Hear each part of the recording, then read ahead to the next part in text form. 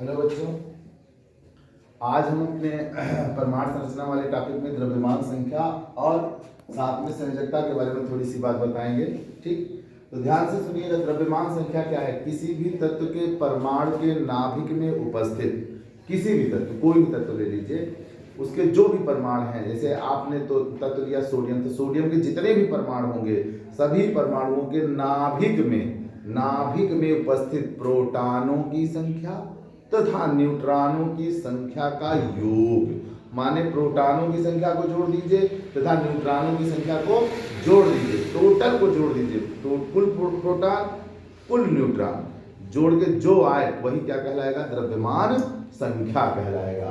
तो देखिए, किसी तत्व के परमाणु के नाभिक में उपस्थित प्रोटॉनों और न्यूट्रॉनों की कुल संख्या को उस तत्व की द्रव्यमान संख्या कहते हैं और इसे ए से प्रदर्शित करते हैं, कैपिटल ए से प्रदर्शित करते हैं। द्रव्यमान संख्या ए बराबर होता है प्रोटॉनों की संख्या जेड जिसे कहते हैं प्लस न्यूट्रॉनों की संख्या जिसे एन कहते हैं। अब देखिए, अगर आप इसे सिंबल के फॉर्म में लिखना चाहें तो ए इज इक्वल टू हो जाएगा जेड प्लस एन। और अगर न्यूट्रॉनों की संख्या आपको निकालनी हो इसी फार्मूले से, तो एन को बाहर कर लीजिए, ए माइनस जेड हो जाएगा और आपको निकल आएगा। मतलब द्रव्यमान संख्या में परमाणु क्रमांक को घटा दीजिए, द्रव्यमान संख्या से परमाणु क्रमांक को घटा दीजिए तो टोटल न्यूट्रॉनों की संख्या निकल आएगी।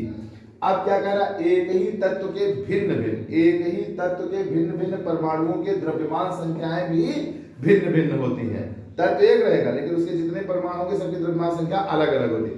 ऐसे तत्वों को हम समस्थानिक भी कहते हैं। आगे ये टॉपिक आने वाला है, इसको पढ़ाना है।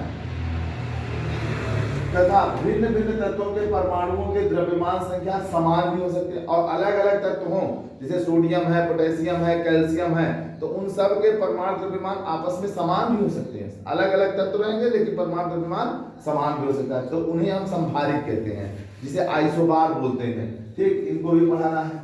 अब आता है न्यूट्रॉनों और प्रोटॉनों के संयुक्त संख्या को हम न्यूक्लियन भी कहते हैं। नाभिक में जो टोटल प्रोटॉन है और टोटल इलेक्ट्रॉन है, अगर उसको संयुक्त कर देते तो एक शब्द में हम कह सकते हैं कि उन्हें हम न्यूक्लियन भी कहते हैं।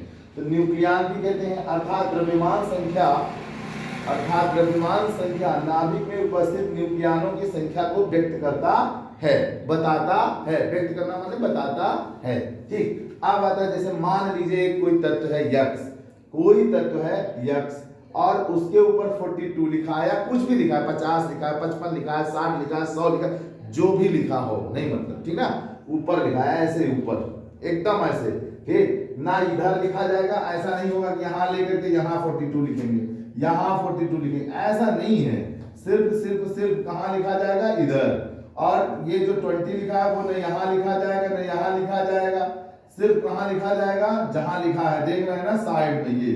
तो जो ऐसे जगह लिखा गया हो ऊपर की तरफ ऐसा, उसे हम लोग द्रव्यमान संख्या, मास नंबर या एटॉमिक मास हम कहते हैं। और जो यक्स है ना, वो आपका उस तत्व का प्रतीक चिन्ह है जिस तत्व को आप लिए हो। यहाँ हमारा कोई तत्व नहीं है, हमने इसे माना यक्स है। जैसे मैथ में आप मानते ए है, मानते वाई है, मानते 100 है, मानते ए यक्स है, उसी तरह से हमने इसे माना है। ठीक, तत्व का यह प्रतीक होगा। और यहाँ जो लिखा रहता है वो परमाणु क्रमांक को व्यक्त करता है। किसको व्यक्त करता है बच्चों? परमाणु क्रमांक को। बात समझ में आ रही है, नहीं आ रही है? ठीक, तो परमाणु क्रमांक सदैव यहाँ लिखा जाता है। ऐसे मैंने एक डेमो लिया है, एक उदाहरण लिया है, जरा ध्यान से देखिए। जैसे सोडियम है तो सोडियम का परमाणु क्रमांक कितना है? 11 है। ठीक, सोडियम का चिन्ह क्या है? यानी तो ये सोडियम हमने लिख दिया है। ठीक, और 23 क्या है? द्रव्यमान संख्या है। 23 क्या है? द्रव्यमान संख्या। तो टोटल इस परमाणु में प्रोटॉनों की संख्या क्या होगी? जो परमाणु क्रमांक होगा वही प्रोटॉनों की संख्या हो जाएगी। परमाणु न तो आवेशित है, मतलब न तो धनावेश है उस पे और ना ही उस पे ऋणावेश है। जब कोई आवेश है ही नहीं तो इलेक्ट्रॉनों की संख्या डिस्टर्ब नहीं होगी, मतलब जितने इलेक्ट्रॉन रहेंगे उतने ही रहेंगे। समझ में आया? न इलेक्ट्रॉन कहीं गए हैं न इलेक्ट्रॉन कहीं से आए हैं। तब ऐसे परमाणु के इलेक्ट्रॉनों की संख्या भी वही होता है जो परमाणु क्रमांक होता है। तो इलेक्ट्रॉन प्रोटॉनों की संख्या 11, इलेक्ट्रॉनों की संख्या भी 11 हो गया। अब आपको न्यूट्रॉनों की संख्या निकालना है, तो इस फार्मूले का इस्तेमाल करते हैं। n बराबर हो जाएगा a माइनस जेड। ए क्या है आपका परमाणु भार कितना दिया हुआ है, या द्रव्यमान संख्या कितना दिया हुआ है 23, और परमाणु क्रमांक कितना है 11। टोटल फाइनली बचे कितना 12। ठीक, टोटल न्यूट्रॉनों की संख्या कितनी हो गई 12। समझ में आया बच्चों? चलिए, और इसी तरह से अब आते हैं संयोजकता के बारे में। संयोजकता को अंग्रेजी में कहते हैं वैलेंसी। संयोजकता को अंग्रेजी में कहते हैं वैलेंसी। वैलेंसी शब्द लैटिन भाषा के वैलेंटिया शब्द से आया है। लैटिन भाषा, लैटिन यह एक लैंग्वेज है, भाषा है, ठीक है ना। उस भाषा के वैलेंटिया शब्द से आया है, जिसका अर्थ होता है पावर और कैपेसिटी। पावर और कैपेसिटी, पावर माने क्षमता, कैपेसिटी माने भी क्षमता। किसी परमाणु की दूसरे परमाणु से जुड़ने की जितनी क्षमता होती है, जितने प्यार से वो जोड़ता है, जितने परमाणुओं को वो जोड़ता है, वही उस परमाणु की क्या कहलाती है, वैलेंसी कहलाती है। वैलेंसी शब्द का प्रयोग सबसे पहले 1852 में फ्रैंकलाइन नाम के वैज्ञानिक ने किया था, और उन्होंने बताया कि परमाणुओं की संयोजन क्षमता को हम पूर्ण संख्या में, अच्छा संयोजकता कभी आधा नहीं होती, मतलब 1/2, 2/4, 3/5, 5/7 ऐसा नहीं होती ना। संयोजकता कभी दशमलव में होती है, ना संयोजकता कभी प्लस और माइनस में होती है। तो ये चीजें ध्यान देना है। तो उन्होंने कहा क्या कि परमाणुओं के संयोजन क्षमता को पूर्ण संख्या में अगर हम व्यक्त कर दें, तो वही उस परमाणु की क्या कहलाएगी, वैलेंसी कहलाएगी।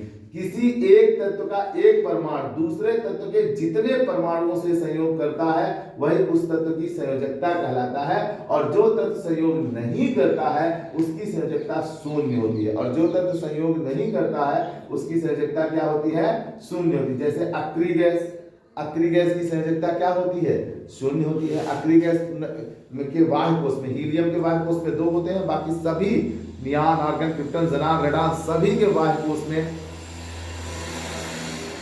8 इलेक्ट्रॉन होते हैं। कितने इलेक्ट्रॉन होते हैं, 8 इलेक्ट्रॉन होते हैं। तो जब हर परमाणु अपने बाह्य कोश में ये सब अभी कल बताएंगे वीडियो में बाह्य कोश क्या है कैसे।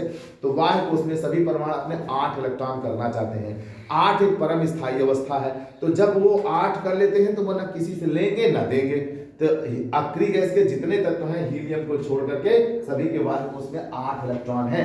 कितने इलेक्ट्रॉन है, 8 इलेक्ट्रॉन है। इसलिए वे दूसरे तत्वों के परमाणुओं से सहयोग नहीं करते हैं। कोई परमाणु दूसरे परमाणु से इसलिए जुड़ता है कि वह अपना अष्टक पूर्ण कर सके। अष्टक पूर्ण करने के लिए, मतलब 8 इलेक्ट्रॉन को पूरा करने के लिए ही परमाणु जुड़ते हैं। किसी तत्व की संयोजन क्षमता ही संयोजकता कहलाती है। संयोजन क्षमता, जुड़ने की क्षमता को ही हम संयोजन क्षमता कहते हैं। तो ये हमारी संयोजकता की परिभाषा हो गई।